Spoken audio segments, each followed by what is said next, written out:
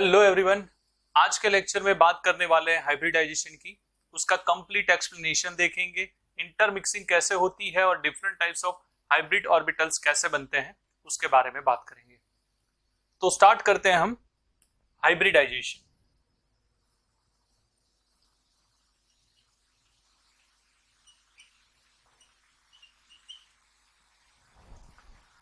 Hybridisation की बात करें तो ये एक हाइपोथेटिकल कंसेप्ट है।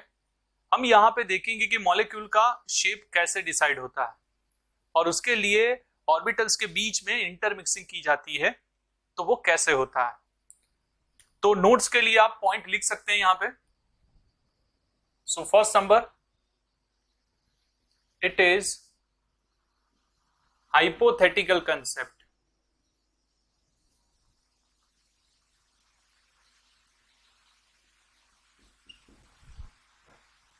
अगर इसे डेफिनेशन के थ्रू कहें तो हाइब्रिडाइजेशन को क्या बोलते हैं, तो यहां पे ऑर्बिटल्स के बीच में इंटरमिक्सिंग होती है और ऑर्बिटल ऐसी होनी चाहिए जिसके अंदर एनर्जी और शेप जो है वो सिमिलर हो। तो यहां पे हम बोलेंगे hybridisation is intermixing of atomic orbital having similar energy and shape। और उसके थ्रू क्या बनेगा, तो एक सेट मिलेगा हमें आइडेंटिकल ऑर्बिटल का। To form set of identical orbital. तो जो ये पूरा सेट मिलता है उसे हम बोलते हैं हाइब्रिडाइज या हाइब्रिड ऑर्बिटल, और इस फिनोमिनन को बोलते हैं दैट इज हाइब्रिडाइजेशन। तो यहां पे एनर्जी और शेप जो है वो सिमिलर हो तब उनके बीच में इंटरमिक्सिंग की जाती है। अब इसके थ्रू हाइब्रिडाइज ऑर्बिटल कितने मिलेंगे, तो number of hybridize orbitals is equal to number of atomic orbitals participating in hybridization।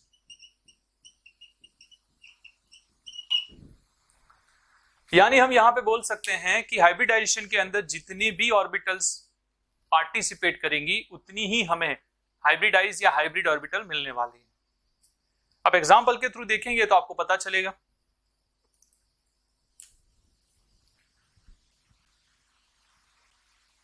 Example मैं जैसे कि ले रहा हूं फर्स्ट 1s एंड 1p, तो हम इसे बोलेंगे दैट इज sp। एक s और एक p है। s स्फेरिकल होता है, p डंबेल।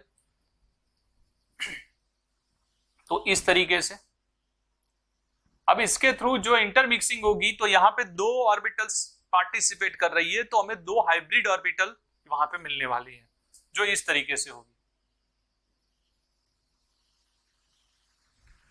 इसके अंदर जो इसका टेल दिख रहा है वो छोटा होता है जबकि उसका हेड जो है बड़ा है, क्योंकि यहां पे इलेक्ट्रॉन डेंसिटी ज्यादा होती है। क्योंकि हाइब्रिडाइज ऑर्बिटल जो है वो डायरेक्शनल है, यानी इलेक्ट्रॉन डेंसिटी किसी एक तरफ है। तो ये दोनों जो मिली हैं this is sp hybridize orbital, और ये दोनों sp है। अगर सेम तरीके से मैं यहां पे ले लूं 1s प्लस 2p तो मुझे मिल जाएगा दैट इज sp2। सेम तरीके से एक स्फेरिकल है, दो डंबेल, टोटल 3 है तो ऐसे 3 मिलेंगे, और this is sp2 hybridise orbital. अगर हम यहां पे सेम तरीके से 1s प्लस 3p ले लेते हैं तो मुझे मिल जाएगा sp3। सेम तरीके से स्फेरिकल डंबेल शेप के अंदर 3 है और उसी के थ्रू मुझे इसी तरीके के टोटल 4 हाइब्रिड्स ऑर्बिटल मिलेंगे वहां पे। इस तरीके से यहां पे आपको याद रख लेना है कि इलेक्ट्रॉन डेंसिटी ऊपर की तरफ है, ये दोनों सेम नहीं होने चाहिए। तो this is sp3 hybrids orbitals. अब इसी तरीके से लिए जा सकते हैं फॉर सेम एज, और sp3d के लिए लिया जा सकता है, sp3d2 के लिए लिया जा सकता है, sp3d3 के लिए लिया जा सकता है। जैसे कि sp3d के अंदर टोटल 5 है तो 5 मिलेंगी इसी तरीके की, इसमें 6 है तो 6 मिलेंगी, इसमें 7 है तो 7 मिलेंगी। क्लियर? तो हर एक के अंदर ऑर्बिटल्स कैसे मिलेगी, तो इसी के थ्रू मिलेगी। अब बात करते हैं इसके बाद, नोट्स बनाना चाहते हैं तो आप इसे लिख सकते हैं। तो अब इसके बाद हम बात करेंगे जिसकी, वो है कि उसके अंदर इंटरमिक्सिंग के बाद कौन कौन सी चीजें ऐसी हैं जो ओवरलैपिंग के टाइम, यानी किसी एग्जाम्पल के थ्रू अगर बात करें, जैसे कि मैंने sp की बात करी है तो वो BeCl2 के लिए देखना चाहते हैं तो वो कैसे मिलेगा। क्लियर? तो उसके कुछ पॉइंट्स हम देख लेते हैं।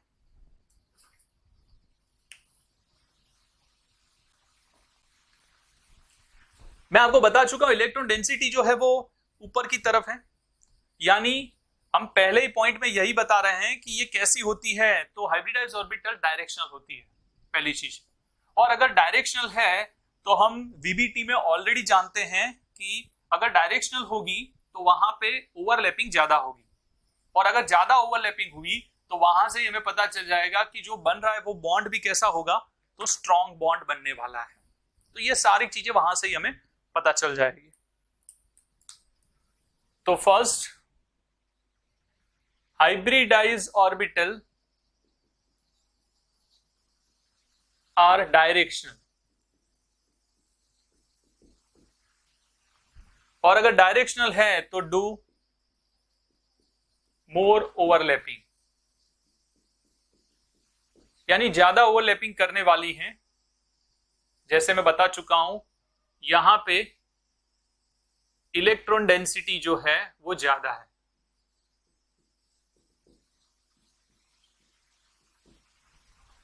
क्लियर? तो ओवरलैपिंग ज्यादा होगा। दूसरी बात, हाइब्रिडाइज्ड ऑर्बिटल जो है वो ओवरलैपिंग किस तरीके से करते हैं, तो वहां पे हमने टाइप देखे हैं। तो हाइब्रिडाइज्ड ऑर्बिटल एक्सियल ओवरलैपिंग करते हैं जनरली। तो generally hybridized orbitals do axial overlapping.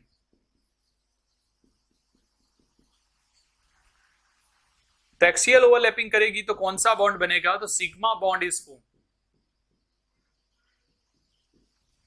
यानी वहां पे कौन सा बॉन्ड बनने वाला है, तो सिग्मा बॉन्ड बनने वाला है, वो हमें पता चल जाएगा। अब बात करते हैं कि कौन सी ऑर्बिटल हाइब्रिडाइजेशन के अंदर पार्ट ले सकती है, तो सारी, यानी वो हाफ फील्ड हो, फुली फील्ड हो या फिर वैकेंट हो, सब हाइब्रिडाइजेशन के अंदर पार्ट ले सकती है। तो यहां पे ऑल टाइप्स ऑफ ऑर्बिटल, जिसके अंदर हम बोल सकते हैं हाफ फील्ड, फुली फील्ड या फिर vacant, can take part in hybridisation.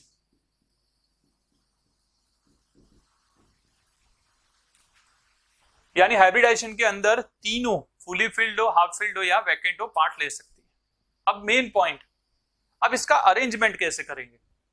Arrangement उस तरीके से करना है कि उनके बीच का रिपल्सन जो हो वो कम से कम हो, यानी मिनिमाइज रिपल्सन। तो हम बोल सकते हैं वहां पे कि hybridized orbitals are arranged such that repulsion is minimized, यानी वो इस तरीके से अरेंज होने वाले हैं जिसके थ्रू उनके बीच का रिपल्जन जो है वो मिनिमम रहे, यानी अरेंजमेंट जो है उसी के थ्रू शेप जो है वो डिसाइड होने वाला है। और उसके बाद हम क्या करेंगे, साथ में जो जैसे कि BeCl2 ले रहे हैं तो क्लोरीन की जो डम्बेल शेप वाली p ऑर्बिटल है उसका ओवरलैपिंग करवाएंगे, तो हमें उसका शेप जो है वो मिल जाएगा। तो अब इसी के थ्रू बात करते हैं एग्जाम्पल की। फर्स्ट ले रहा हूं दैट इज sp के अंदर हम ले रहे हैं BeCl2। BeCl2 की बात करें यहां पे तो beryllium electronic configuration 1s2 2s2। अगर मैं बेरिलियम को एक्साइटेड स्टेट के अंदर ले लेता हूं तो 1s2 2s1 2p1। ऐसा हमने क्यों किया, उसका रीजन ये है कि जब कोई सिंगल ऑर्बिटल की बात कर रहे हैं, जैसे कि s अकेला हो, p अकेला हो या d अकेला हो, तो उसे प्योर ऑर्बिटल बोलते हैं। और हाइब्रिडाइज ऑर्बिटल के लिए मिनिमम दो के बीच में हाइब्रिडाइजेशन होना जरूरी है, यानी हम बोल सकते हैं वहां पे दो या फिर उससे ज्यादा डिफरेंट ऑर्बिटल्स होनी जरूरी है। यानी आप अकेला s या अकेला p या अकेला d नहीं ले सकते, क्योंकि उनके बीच में जो हाइब्रिडाइजेशन होता है वो एज कंपेयर टू यहां पे जो बात कर रहे हैं यानी ओवरलैपिंग के हिसाब से या अरेंजमेंट के हिसाब से उतना अच्छे से नहीं हो सकता। तो यहां पे हमारे पास आप देख सकते हैं 2s और 2p है, s स्फेरिकल है और p वाला भी एक है, तो वो डंबेल शेप में है। तो अभी हम बात कर चुके हैं, तो हमें इसी तरीके से मिलेगा। टोटल कितने मिलेंगे, 2। इस तरीके से दोनों कौन से होंगे, तो हम यहां पे बता सकते हैं this is sp hybridize orbitals. ये भी sp और ये भी sp। अगेन आपको इलेक्ट्रॉन डेंसिटी यहां पे दिख रही है। अब क्या करते हैं, इनको अरेंज करते हैं। अब देखिए यहां पे ये sp और ये sp हाइब्रिडाइज ऑर्बिटल जैसे यहां पे दिख रहा है आपको, ये दोनों हैं। अब दोनों के लिए देखें आप, ये उनका हेड है जहां पे इलेक्ट्रॉन डेंसिटी है, क्लियर, और दिस इज टेल, ये आप नीचे का जो पार्ट है वो है। अब आपको इसे ऐसे अरेंज करना है कि इनके बीच का रिपल्जन जो है वो मिनिमम रहे। अब कैसे करेंगे, तो अगर मैं सेम 180 डिग्री के ऊपर उनको ऐसे रख दूं, आपको दिख रहा है, तो आपको पता चल जाएगा कि वहां पे उनके बीच का रिपल्जन सबसे कम होगा यानी मिनिमम होगा। तो मैं उसे इसी तरीके से अरेंज कर रहा हूं।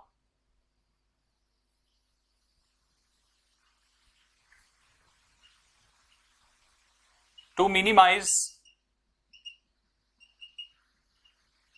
रिपल्जन। तो अरेंज कैसे करना है, देखिए यहां पे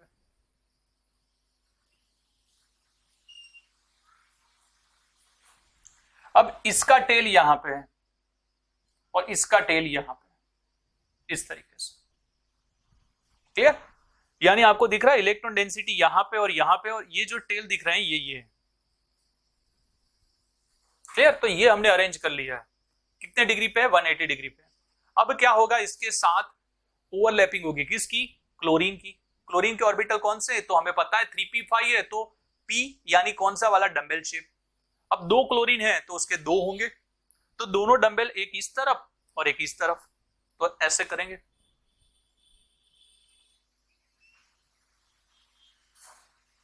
ऐसे तो है ही। अब उसके साथ डंबेल शेप इस तरीके से, यहां पे भी सेम डंबेल शेप इस तरीके से। ये जो डंबल दिख रहा है ये किसका है, क्लोरीन का है। ये हाइब्रिडाइज ऑर्बिटल कौन सा है, sp है।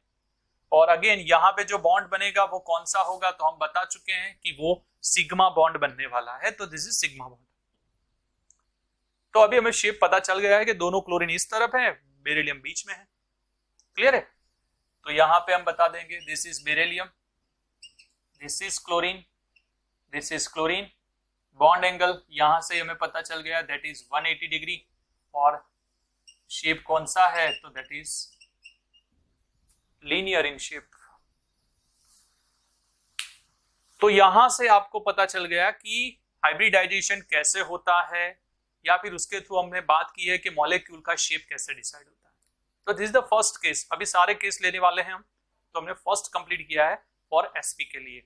अगर नोट्स लिखना चाहते हैं तो आप इसका फोटो कॉपी भी ले सकते हैं। क्लियर? तो नेक्स्ट,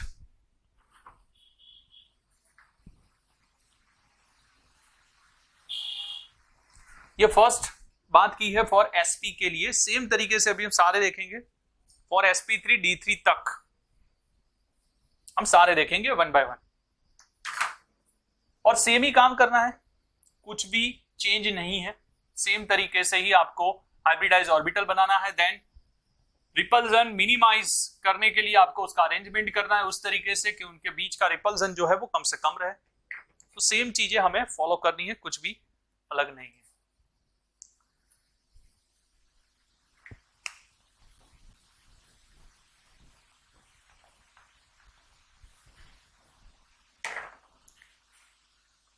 तो सेकंड केस ले रहे हैं हम sp2 के लिए। एग्जाम्पल ले रहा हूं, दैट इज BF3। BF3 तो आप जानते हैं बोरोन के लिए 1s2 2s2 2p1। क्लियर? अगर मैं उसका एक्साइटेड स्टेट ले रहा हूं तो दैट इज 1s2 2s2, उसकी जगह 2s1 and this is 2p2। तो यहां पे आप देख सकते हैं s का एक और p के दो होंगे वहां पे। क्लियर? ये अनपेड इलेक्ट्रॉन ही होने वाले हैं, हाफ फील्ड ही होने वाले हैं, यानी एक बोल सकते हैं किसी सबशेल के लिए दोनों एक ही में नहीं हो सकते, आप इलेक्ट्रॉनिक कन्फिग्रेशन के थ्रू जानते हैं। तो यहां पे एक और यहां पे दो, यानी कौन सा वाला, तो sp2 है। अगर हम बनाना चाहें सेम तरीके से तो हम ऐसे बोल सकते हैं, एक स्फेरिकल होगा, दो डंबेल, टोटल 3 है तो हमें टोटल 3 इस तरीके से मिलेंगे। क्लियर? अगेन ये कौन से वाले हैं, तो this is sp2 hybridised orbitals. अब सीधा ही बात करते हैं, इसको हम इस तरीके से अरेंज करना है कि वो रिपल्जन जो है वो मिनिमम रहे। तो अब कैसे करेंगे तीनों को, तो तीनों को मैं इस तरीके से कर रहा हूं, देखिए यहां पे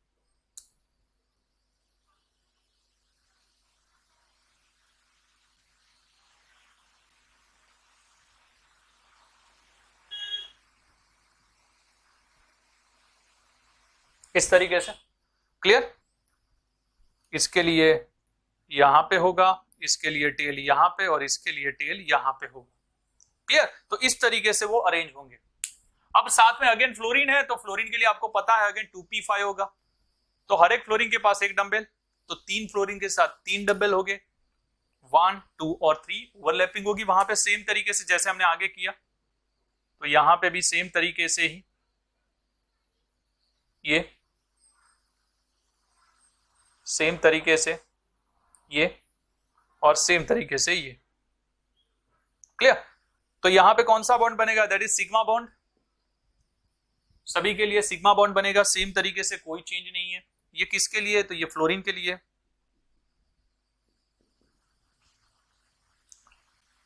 अब शेप आपको समझ में आ चुका है कैसे होगा, और ये प्लेनर है जैसे दिख रहा है, मैंने बना के रखा है आपके लिए यहां पे।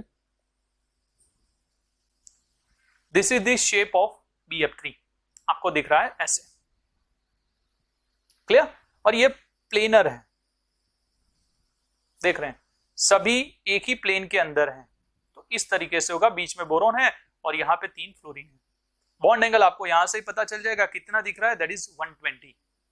एंड दिस शेप को क्या बोलते हैं, दैट इज ट्राइगोनल प्लेनर। तो यहां से boron, this is fluorine, this is fluorine and this is fluorine. तो इस तरीके से हमें मिलेगा। क्लियर? बॉन्ड एंगल कितना है तो हम कह चुके हैं, that is 120 and this shape is trigonal planar. तो जैसे हमने sp के अंदर लीनियर की बात की थी, तो sp2 के अंदर हमें मिल रहा है दैट इज ट्राइगोनल प्लेनर के लिए। क्लियर? चलिए सेम तरीके से थर्ड नंबर हम ले रहे हैं फॉर sp3 के लिए, CH4। अभी यहाँ पे इलेक्ट्रॉनिक कन्फिग्रेशन से नहीं, हम सीधा ही बात कर रहे हैं क्योंकि आपको पता चल गया है कैसे करना है। अभी यहाँ पे आपको sp3 दिख रहा है, यानी टोटल हाइब्रिडाइज ऑर्बिटल। जैसे यहाँ पे 3 मिले हैं sp2 के लिए, तो sp3 में आपको पता चल गया कितने मिलने वाले हैं, तो टोटल 4 मिलेंगे। अब सीधा 4 का अरेंजमेंट ही करते हैं तो आपको पता चल जाए। तो 4 को अगर अरेंज करें वहां पे तो इस तरीके से होगा।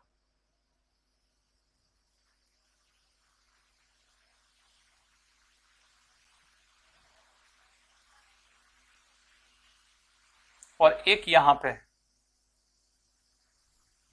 क्लियर? तो इस तरीके से होगा। लेकिन यहां पे हाइड्रोजन है, अब हाइड्रोजन का तो 1s होता है और s तो स्फेरिकल है, तो स्फेरिकल टोटल 4 हाइड्रोजन के 4 यहां पे ओवरलैपिंग करेंगे, जिसके थ्रू कौन सा बॉन्ड बनेगा, तो दैट इज सिग्मा बॉन्ड। तो ये यहां पे आएंगे इस तरीके से, क्लियर? दिस इज सिग्मा, और ये किसका है, तो हाइड्रोजन का 1s है, क्लियर? अब आप देख चुके हैं कि इसके अंदर ऑलरेडी हम ये वाला तो देख ही चुके हैं अभी, क्लियर? ये एक ही प्लेन के अंदर है। अब जैसे यहां पे 4th आएगा, ये आउट ऑफ द प्लेन चला जाएगा, यानी ये वाला जो 2D था इस केस के अंदर वो 3D में कन्वर्ट हो जाएगा। तो मैंने वो भी बना के रखा है आपके लिए। This is the shape sp3 tetrahedral. आप कहीं से भी इसे पकड़ लें, किसी भी एटम के थ्रू देखें यहां पे, तो कोई फर्क नहीं पड़ने वाला है, सारे सेम चलेंगे। तो बीच में कार्बन है, आजू बाजू 4 हाइड्रोजन आपको दिख रहे हैं, and this is 3 dimensional structure, और इसे बोलते हैं टेट्राहेड्रल। और इसका बॉन्ड एंगल दैट इज 10928 होता है। तो आप देख सकते हैं ये वाला शेप हमें मिलेगा जो आपको ये दिख रहा है वो, क्लियर? तो ये जो आपको दिख रहा है ये पीछे की तरफ या हमारी तरफ, दोनों में से किसी भी तरफ हो सकता है, क्लियर? चलिए, तो इसके थ्रू अगर शेप बनाए हम, कार्बन, हाइड्रोजन,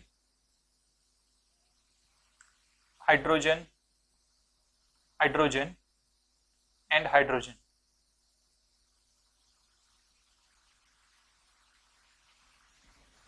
तो इस तरीके का आपको शेप मिलेगा। 3 डायमेंशनली अगर आप इमेजिन करेंगे तो आपको दिखेगा ये, दिस इज CH4, और इसके बीच का bond angle that is 109 degree 28 minute. ये भी आपको याद रखना है, जब तक लोन पेयर नहीं है तब तक तो ये फिक्स्ड है। लोन पेयर के लिए हम एक और रूल देखने वाले हैं, दैट इज VSEPR, तब आपको पता चलेगा। फिलहाल के लिए, और इसका शेप दैट इज टेट्राहेड्रल है, तो दिस इज टेट्राहेड्रल। तो बहुत ही सिंपल वे में आपको पता चल गया ये कैसे डिसाइड करते हैं। अब बात करते हैं 4th, that is sp3d, and this is very very very important. ये सबसे मेन है, सबसे ज्यादा क्वेश्चनिंग जेईई नीट में इसी के रिगार्डिंग की जाती है। तो sp3d के लिए हमने लिया है दैट इज PCl5। अगेन आपको पता ही है यहाँ पे कि टोटल कितने हाइब्रिडाइज ऑर्बिटल मिलने वाले हैं, तो 5। फॉस्फोरस के लिए चेक करेंगे, आपको पता चल जाएगा। फॉर एक्साइटेड स्टेट के लिए हम सीधा ही बात कर रहे हैं, तो अगर पांचों हाइब्रिडाइज ऑर्बिटल को अभी हमें इसी तरीके से रिपल्सन को कम करते हुए अरेंज करना है, तो अभी कैसे करेंगे देखिए यहां पे।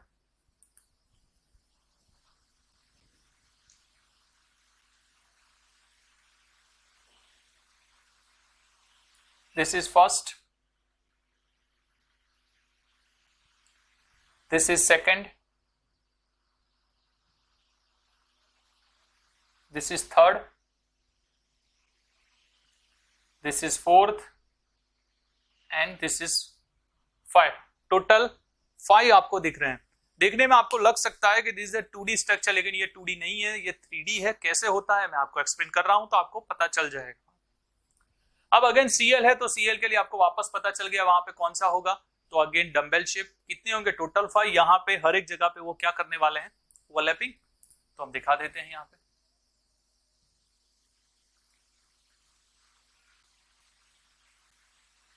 सेम तरीके से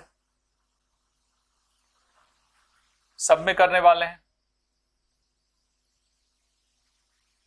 इस तरीके से, क्लियर? यहां पे जो बन रहे हैं सारे कौन से बॉन्ड है, अगेन सिग्मा बॉन्ड, सारे सिग्मा बॉन्ड है, क्लियर। और ये किसका है, तो ये Cl का है, क्लियर। तो आपको दिख रहा है यहां पे। अब बात करते हैं शेप की, तो शेप कैसा होगा।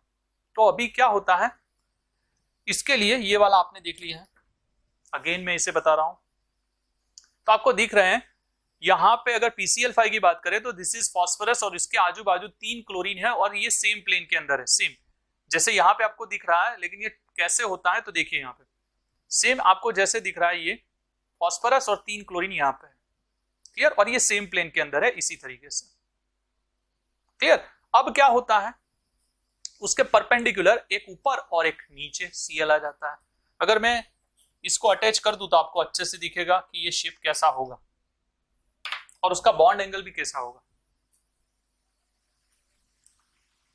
तो ये इस तरीके से होता है, अब देख सकते हैं आप, क्लियर है, बराबर है। तो ये तीनों एक प्लेन के अंदर है, जबकि ये दोनों उसके परपेंडिकुलर आपको दिख रहे हैं। अगर मैं पूछूं इन तीनों के लिए, यानी एक ही प्लेन की बात करूं, तो वहां पे आपको पता चल जाएगा कि बॉन्ड एंगल अभी बात कर चुके हैं, दैट इज 120। लेकिन अगर ये ग्रीन और रेड को देखिए तो उनके बीच का एंगल कितना है, दैट इज 90। तो इसके अंदर आपको दो बॉन्ड एंगल मिलेंगे, दैट इज 120 एंड 90, क्लियर है। तो उसके लिए भी आपसे क्वेश्चनिंग कई बार की जा सकती, कर चुके हैं वो। तो वहां पे भी आपको याद रखना है कि बॉन्ड एंगल दो मिल रहे हैं, और जब भी दो बॉन्ड एंगल मिल रहे हैं तो वहां पे बहुत सी चीजें जो होती है वो अलग अलग रूल के हिसाब से चल सकती है, जो हम आगे डिस्कस करने वाले हैं। तो फिलहाल के लिए आपको पता चल गया ये, क्लियर। तो ये कैसे होगा, तो फास्फोरस एक क्लोरीन यहां पे है, एक यहां पे और एक यहां पे, ये तीनों सेम प्लेन के अंदर है इस तरीके से, इज इट क्लियर। और दो क्लोरीन यहां पे है, एक यहां पे है और एक यहां पे, क्लियर है ये। अब इनके बीच का बॉन्ड एंगल आपको पता चल गया, ये कितना है, दैट इज 120, और इन दोनों के बीच का कितना है, दैट इज 90। तो यहां से आपको बॉन्ड एंगल कितना है वो भी पता चल गया। अब बात करें शेप की, तो शेप आपको पता चल ही चुका है कैसे। बीच में ये ग्रीन दिख रहा है, दैट इज ट्राइगोनल है। जैसे मैं परपेंडिकुलर ले लेता हूं, दिस इज बाय पिरामिड, तो उसका शेप अगर पूछ ले आपसे तो क्या होगा,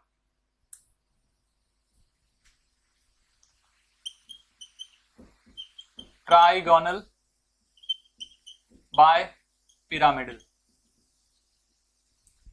क्लियर।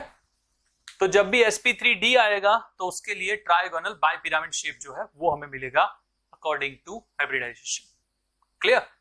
तो हमने बात की है sp3, उसके बाद है sp3d के लिए। नोट्स बनाना चाहते हैं या फिर इसका फोटो निकालना चाहते हैं तो आप निकाल सकते हैं। अभी भी हम देखेंगे उसके अंदर sp3d2 एंड sp3d3 के बारे में। तो next that is sp3d2 and sp3d3। अब आपको पता चल ही गया होगा कि हर एक हाइब्रिडाइजेशन के अंदर हाइब्रिड ऑर्बिटल कैसे मिलती है, इंटरमिक्सिंग कैसे होती है और ये शेप कैसे डिसाइड होता है, ये सारी चीजें अभी आपको पता चल गई है यहां पे।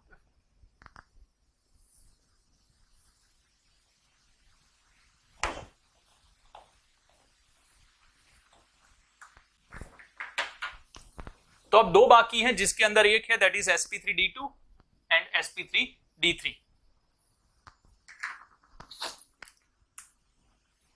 चलिए अब बात करते हैं उसके बाद sp3d2 के लिए। इसके लिए ले रहा हूं SF6। अगेन आपको पता चल गया है sp3d2 है, टोटल कितने हैं, S1 P3 और D2, तो वहां पे टोटल कितने होंगे वहां पे, तो वहां पे आपको पता चल जाएगा कि टोटल 6 मिल रहे हैं, 6 हैं तो 6 हाइब्रिड ऑर्बिटल होंगे वहां पे। तो अभी हाइब्रिड ऑर्बिटल को हम कैसे अरेंज करेंगे यहाँ पे, तो देखिए यहाँ पे 6 हाइब्रिड ऑर्बिटल की बात।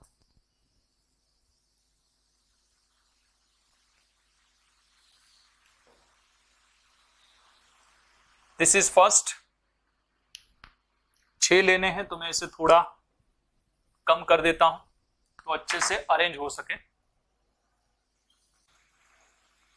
this is first, this is second,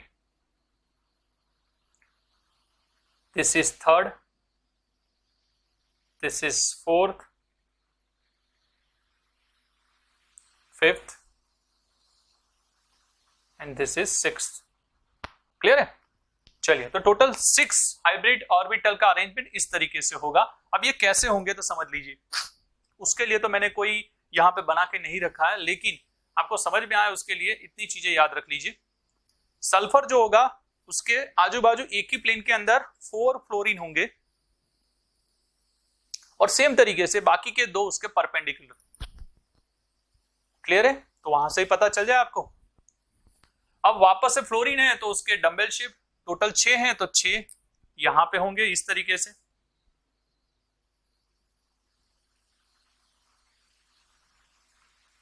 ये हम देख ही चुके हैं हर बार, तो आपको पता चल गया है कि सिग्मा बॉन्ड कैसे फॉर्म होता है. इस तरीके से ये सारे सिग्मा बॉन्ड है अगेन. क्लियर? और ये किसके हैं? तो फ्लोरीन के हैं. पी ऑर्बिटल है ये.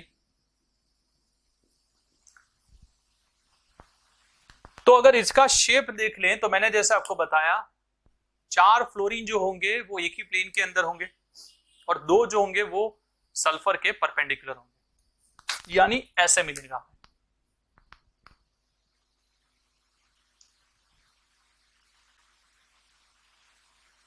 First, second, third and this is fourth. Clear?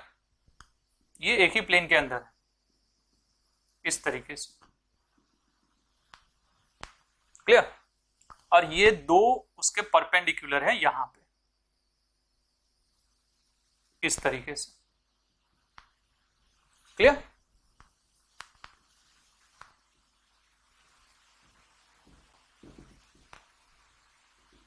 तो आप यहां पे देखेंगे तो आपको यहां पे इस तरीके से शेप जो है दैट इज ऑक्टाहेड्रल आपको दिखेगा यहां पे. 4 ऊपर की तरफ और 4 नीचे की तरफ, यानी टोटल अगर शेप की बात करें तो ये ऑक्टाहेड्रल शेप मिलेगा. अब आप इस चारों फ्लोरीन की बात करें तो वो एक दूसरे के कौन से एंगल में होंगे? तो अगेन एक ही प्लेन के अंदर है और 4 फ्लोरीन है तो वो 90 एंगल में होंगे. अगर मैं यहां पे बात करूं, ये ऐसे हैं, बाहर की तरफ है, तो इसके लिए भी आप देख सकते हैं कि किसी भी फ्लोरीन के साथ ले लीजिए तो वो भी 90 ही होने वाला है. यानी यहां पे कोई भी एंगल पकड़ लीजिए आप, वो सारे एंगल सेम ही जाने वाले हैं, दैट इज 90 एंगल. तो ये 90 एंगल है और शेप कैसा है? That is octahedral. तो हमने डिसाइड किया है फॉर SF6 के लिए sp3d2 अगर हाइब्रिडाइजेशन है तो वहां पे क्या होगा. And now move on to last one, that is sp3d3 और उसका एग्जाम्पल है दैट इज IF7. तो अब IF7 की बात करें, अगेन 7 है, 7 को अरेंज करना है सेम तरीके से ही. बराबर है? अभी ये वाला भी मैं नहीं बना रहा हूं, आपको समझ में आ चुका है कैसे बनाते हैं. तो अभी मैं सीधा शेप की बात कर रहा हूं. बराबर है? तो ये कैसे होंगे देखिए. यहां पे आयोडीन और आयोडीन के साथ एक फ्लोरीन यहां पे है, 2 फ्लोरीन इस पोजीशन के अंदर, 2 फ्लोरीन यहां पे हैं इस तरीके से. क्लियर? अगर मैं अच्छे से दिखाऊं थोड़ा तो आपको पता चले कि ये एग्जैक्टली किस पोजीशन में होते हैं.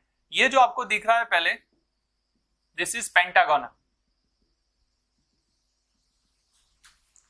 This is pentagonal. यानी अभी यहां पे आपको जो दिख रहा है तो आयोडीन के आजू बाजू जो 5 फ्लोरीन दिख रहे हैं आपको, वो एक ही प्लेन के अंदर है.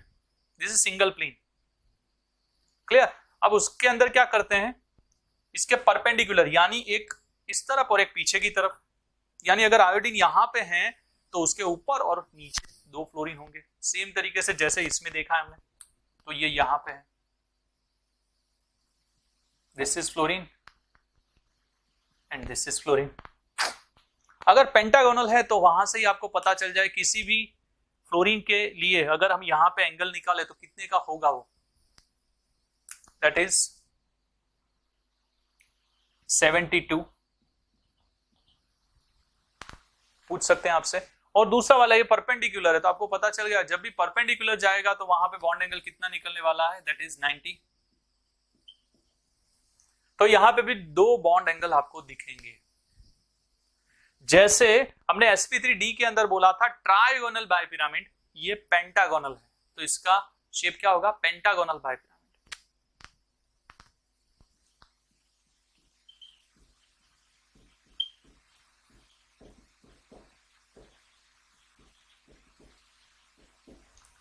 क्लियर? तो इसी के थ्रू आपको पता चल गया है, मैंने सारे sp से लेकर sp3d3 तक सारे हाइब्रिड ऑर्बिटल का अरेंजमेंट कैसे होता है और उसके अंदर शेप कैसे डिसाइड होता है, वो सारी चीजें मैंने पूरे एक्सप्रेशन के साथ आपको बता दी है। आई होप कि आपको सबको समझ में आ चुका है। अब चीज बाकी रहती है वो है कि हाइब्रिडाइजेशन को इंस्टेंटली कैसे, फास्ट कैसे हम फाइंड कर सकते हैं, और बहुत से एग्जांपल भी हम लेंगे, तो उसके लिए हम मिलेंगे नेक्स्ट वीडियो के अंदर जिसके अंदर हम उसकी बात करेंगे।